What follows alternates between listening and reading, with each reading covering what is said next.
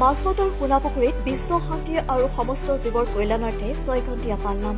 ওদালগুৰি জিলাৰ মাজবাটৰ সোণাপুখুৰীত বিশ্ব শান্তি আৰু সমস্ত জীৱৰ কল্যাণাৰ্থে 6 ঘণ্টীয়া পালনাম অনুষ্ঠিত কৰা হয়। উক্ত কাৰ্যসূচীৰ লগত সংগতি ৰাখি 22 ফেব্ৰুৱাৰী তাৰিখে ৰাতিপুৱা 5 বজাত জাগৰণ, 7 বজাত আইসকলৰ নৃত্য প্ৰসংগ, 8 বজাত শৰাই অৰ্চনা পৰিচালনা কৰে পংকজ দাস আৰু পঞ্জিত ভৰালীয়ে। 10 বজাত শৰণ শিবিৰ পৰিচালনা কৰে মহাপুৰুষ শ্ৰীমন্ত শংকৰদেৱ ওদালগুৰি সত্ৰৰ শৰণাচাৰ্য বিমল ভকতে। সন্ধিয়া বন্তি প্ৰজ্বলন।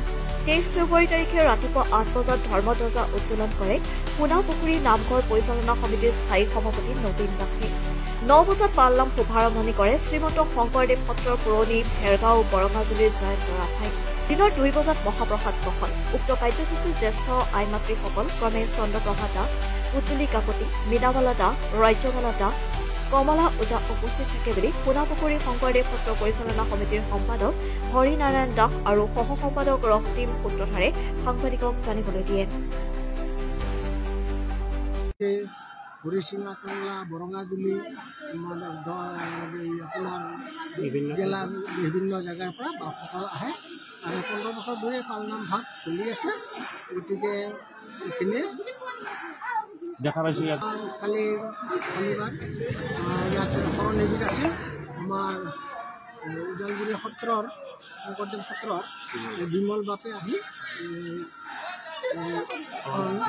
দিয়ে। কেইজনে দিছিলে? কালি 6জনে কালি বিভিন্ন কাষ্টত থাকে। ৰাভা আছিলে, বড়ো আছিলে, আদিবাসী আছিলে।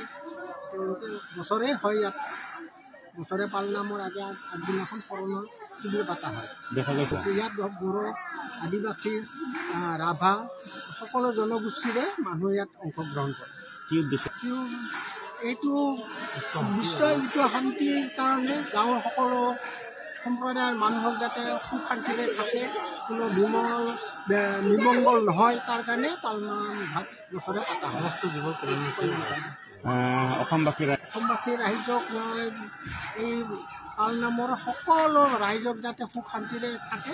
এইটো পালনাম ভাগ আমাৰ প্ৰত্যেক বছৰে ইয়াতে পালন কৰা হয়। তো এই পালনাম ভাগ আমাৰ শংকৰদেৱ মাধৱদেৱ দিনৰ পৰাই এই পালনাম ভাগটি আমাৰ আৰম্ভ হৈছে। তো তেওঁলোকে এই পৰম্পৰা বস্তুটো আমাক তেওঁলোকে দি থৈ যোৱাৰ কাৰণে আমি তেওঁলোকৰ এই বস্তুখিনি আমি পালন কৰি গৈ আছোঁ। দেখা গৈছে এটা সমন্বয়ৰ মিলনভূমি। ইয়াত কোনো জাতি ভেদ কোনো নাই। কোনো জাতি ভেদ নোহোৱাকৈ শ্ৰীমন্ত শংকৰদেৱে এই পালনাম ভাগ ব্যৱহাৰ কৰি তেওঁৰ স্মৰণ কীৰ্তন যিখিনি নাম ঘোষাৰ আমাৰ কীৰ্তন ঘোষাৰ বস্তুখিনি আমাক দি থৈ গৈছে, সেইখিনি কোনো জাতিভেদ নোহোৱা কৰি আমি পালন কৰি যাই আছোঁ আৰু সকলো ৰাইজে আমাক আঁকোৱালি লৈছে।